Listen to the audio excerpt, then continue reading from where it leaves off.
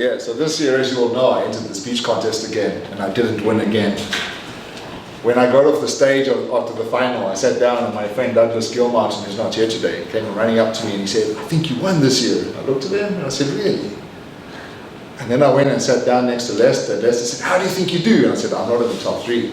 And I was right.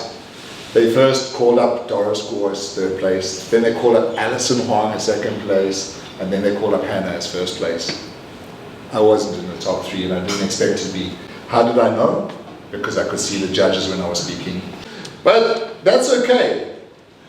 I find it ironic though that last year, in 2023, I lost to a speech by Coco Lin, and the title of her speech was, "Say Yes." This year I lost to a speech, and the title was, "Say No." So next year I'm going to win with a speech, say maybe. It's all good, it's all good.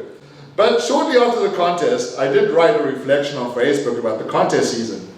When I first joined the contest way back in the day, I'd get so angry when I didn't win. You can ask Lester, I'd berate him at Chili's for like 3 hours. Poor Lester.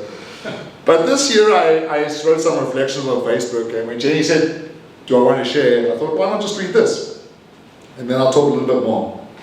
On Sunday, for the 5th time, I somehow managed to get into the District 67's International Speech Final. The result didn't surprise me at all. I was surprised I even got past the semi-final with "The Road Back to You." The speeches in 2015, "Let It Go," 2023, "Don't Leave It Unsaid," and 2024, "The Road Back to You," are all serious reflections on life.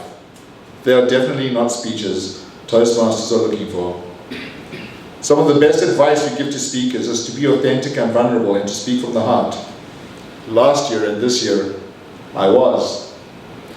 I'm not sure how much more vulnerable and authentic I could be and how much more I could speak from the heart. Last year, I was on the national stage only 141 days after Queenie, my wife, went home to heaven. Even though the speeches did not do well in the final, last year I placed 3rd only because someone went over time. I think the message of last year and this year are powerful. They were lessons learned in desperate tragedy, in the darkest part of a person's life. There was no drama, no gimmicks, no pandering, simple honesty and truth from my heart. And for that, I'm at peace. I understand most crowds want to be entertained, but that is not me. I want to get closer and closer to the podium. I want to move people with my voice, not my antics. I want to move people with my message, not the fluff. I want to move people with gravity, not candy floss. And so I will press forward and continue to master my craft. At the end of the contest on Sunday, someone came up to me and said that I've spoken enough about Queenie, and that I should think of other topics.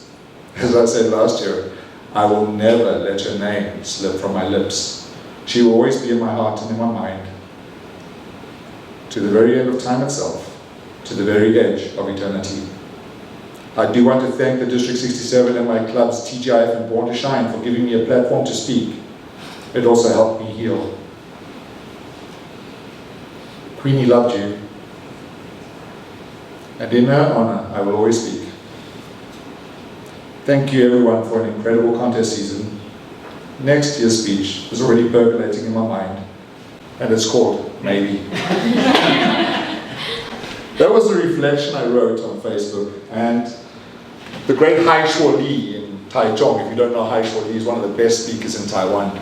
He replied and he said, he respects me for staying true to myself. There was a moment when I thought I could switch the speech, or change the speech, or add more entertainment, and I just thought, you know what? I want to be me.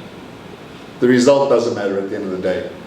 I encourage you all to enter the contest because it's a time where you truly grow as a speaker. You truly start to master the craft of writing a speech. In the years past, I've been so focused on trying to win.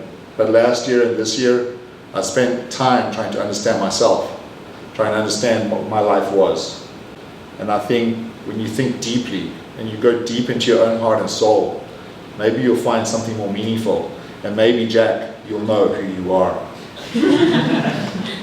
Because the only way we can ever truly understand ourselves is by thinking deeply about our own lives, about thinking about the things that happen to us and what they mean to us and what they mean in this life. And Toastmasters is a platform where we can do that. Sure, it's good to have some fun, to tell some jokes, but at the end of the day, if you don't have the courage to be vulnerable and to share your heart, you're not really growing as a person. You're just growing as a speaker. And so my suggestion to you guys is challenge yourself to enter the speech contest.